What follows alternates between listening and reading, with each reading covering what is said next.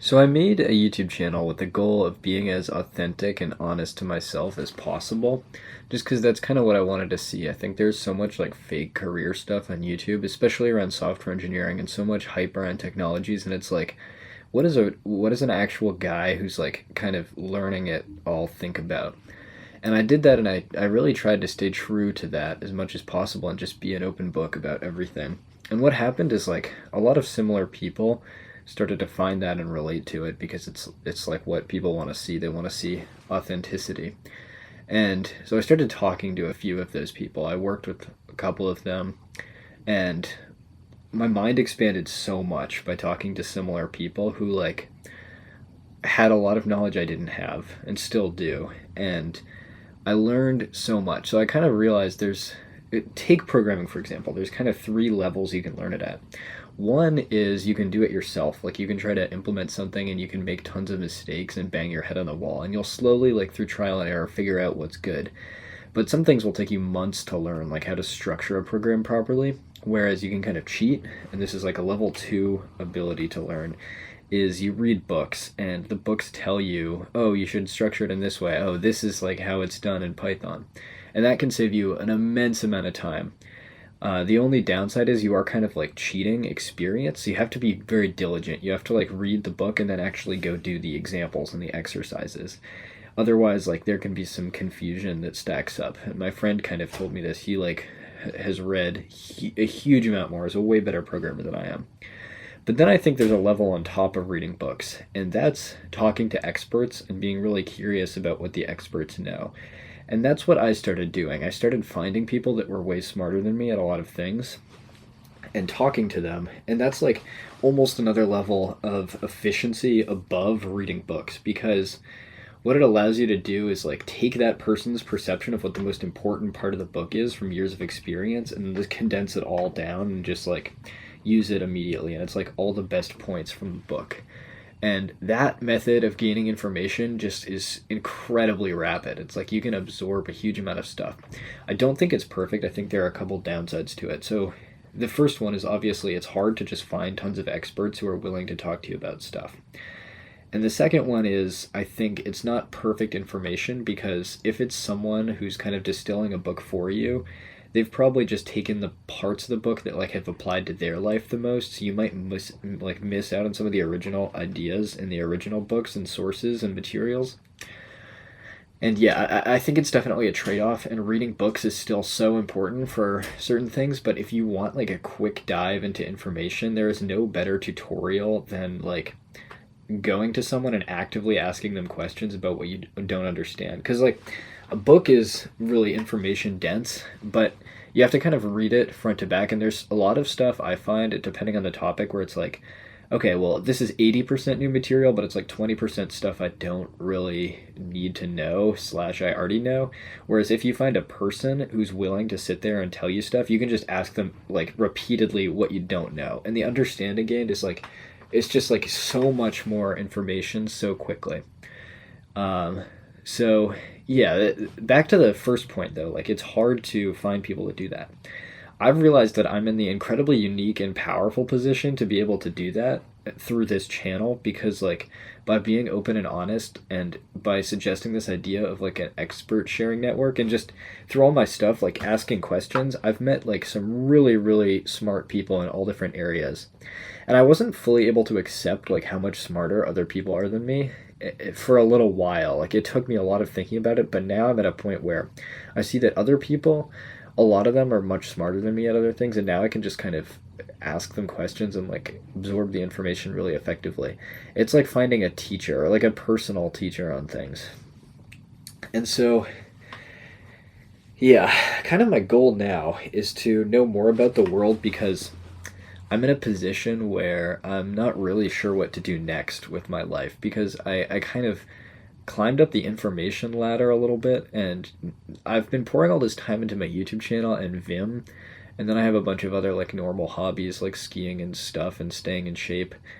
And Vim to me is like now not that interesting, because if you think about it very big picture, like there are so many fields that we're kind of advancing our knowledge in, And Vim is like, this is just like how you type like a little bit faster. And my friend pointed out to me like, Vim isn't actually all that important because like there's just like times where we spend months and months like reading theory books, and then it's like, okay, you're going to type the thing out for 2 minutes. It doesn't really matter if you can get that down to 45 seconds. It's like it was the scale of months it took you to learn how to architect this stuff.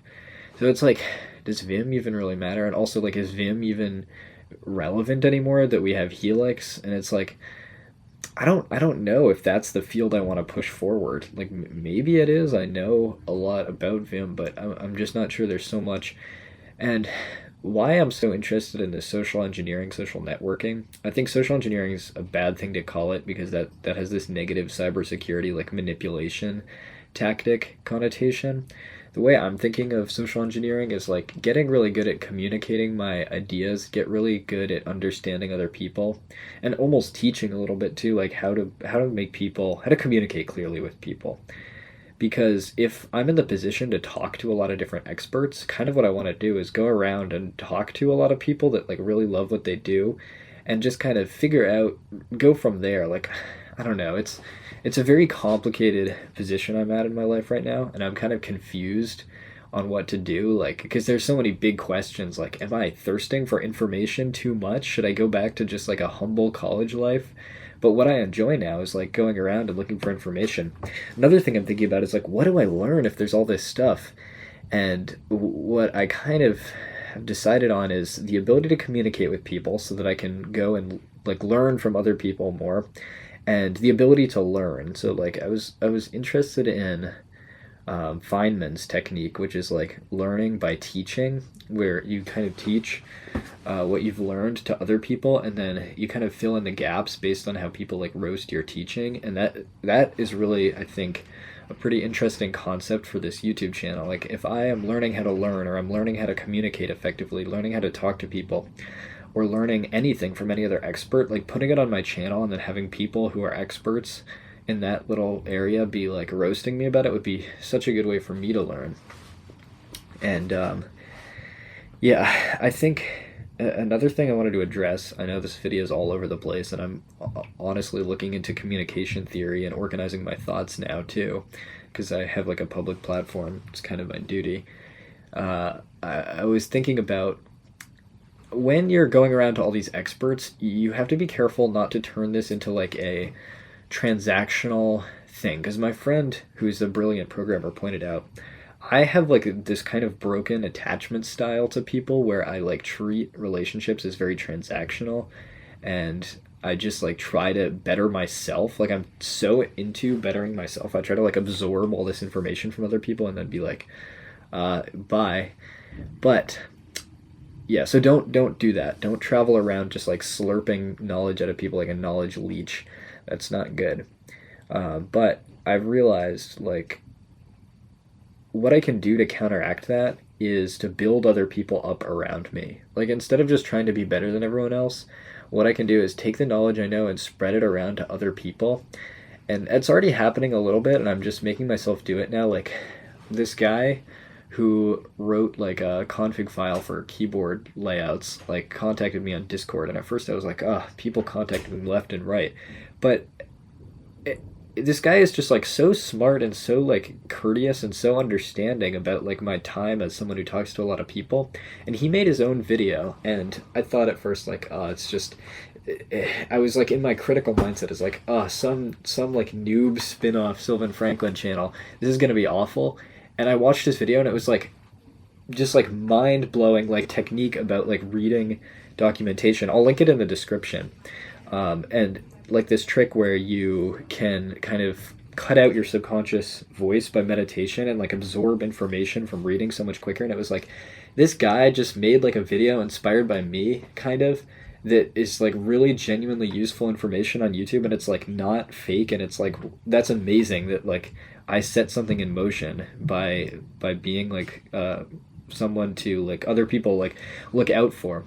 And that's just incredible to think about. So I like I gave that guy a bunch of advice, and I that's what I try to do now. Whenever anyone like asks me about something, instead of treating them as like, it's now this person's a liability I have to take with me, like I try to give them the best advice I can, given what I know. And any expert I think that I go to and ask for advice, what I want to do is use my skills and use my connections to give them the most for their time too. Like they can teach me and I'll get so much from that. And if I know other people, I could connect them to other experts I know, or I don't know, I could find some other, maybe if they have like a website that needs like demo testers, I can point them like, oh, these people are all, they're willing to demo test. Like just help people out so that it's not like a one-sided knowledge leech transaction. And actually, I went to a therapy appointment the other day, which is like a first for me because I've always kind of had this view of therapy that it's going to be like a middle-aged purple-haired woman who's going to like diagnose me to get, I don't know, like she's going to be like, oh, you need an 18th cat, or like you need a pet rock or something like that, which is very dismissive of the whole field of therapy. Because this therapist I found just through networking through a friend of a friend, just immediately, like from listening to my intake story, which is pretty insane to be honest, like being the Lisan Al Gaib of Vim and like all this stuff. She was like, well, it really sounds like you kind of absorbed you kind of skipped over a developmental stage in life. Like I feel like I've aged by a bunch of years based on the stuff I know and based on the questions I ask to people that are older than me to try to understand everything. And it's a little, she was like, you probably feel pretty alienated from people your own age, which is definitely true. Like it's hard for me to relate to a lot of my friends now on certain things because I feel like I've just been thrown into the adult world and I'm making some big decisions about stuff. But it's, I'm like not worried about that at all, and it doesn't like make me sad because like the way she so confidently picked up on that is like, okay, this is something that has been studied and like can be remedied. And I'm honestly finding the way to remedy it is to just be like, be the change I want to see in my friends and like help them out with things that I've maybe already figured out and help them progress in the ways that I have. And instead of like jumping into Silicon Valley and trying to find like the next smart people to beat, it's like I'm just going to build up everyone around me. And maybe one of those people will surpass me in terms of something one day, and that's fine because then they'll be like helping me. And it's just like we just got to help each other more. We became so isolated, at least I did, during like COVID. And I think universities are a little bit isolated now. Everyone's like not very social. We need to just like talk to each other more and help each other out with more stuff. And then there's the whole other part of me that's like, is this just all like a torrent of like abstract nonsense and like moving people and talking around in circles? And like, am I best off just by like programming? And maybe one day, maybe just pursuing the skills and stuff on my own will be, but for now I'm like too excited by the possibility that people know stuff that I don't, and just talking to them is like proven really good for me.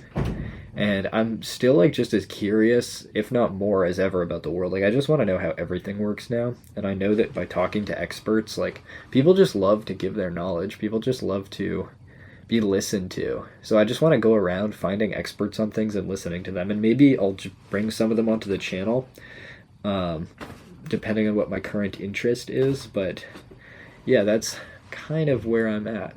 It's a good place to be. Like I think I've heard from a couple other people like you don't want to go around just chasing people in circles and like trying to manage people, and you want to buckle down and do your skill. But I'm not sure about that. I think there's something to that, but the fact that I have access to all these people is like I think quite rare, that I can just like go and kind of dial up an expert on any computer science-ish related topic, and maybe they're not a full expert, but they know stuff. I think it's a little rare that someone has that ability, and I just want to use it to help people as much as possible. It's just like it's like a lot of weight on my shoulders because there's like so much impact that I'm starting to have now.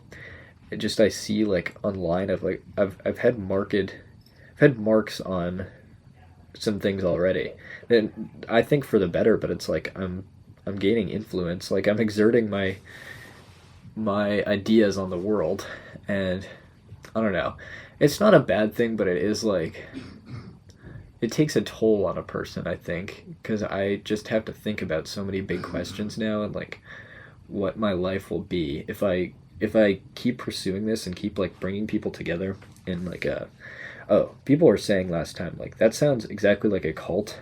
And if you're saying that, that means you're smart and you deserve a position of high leadership in the Vim cult, where you can watch over people who don't understand the grand mission objective now.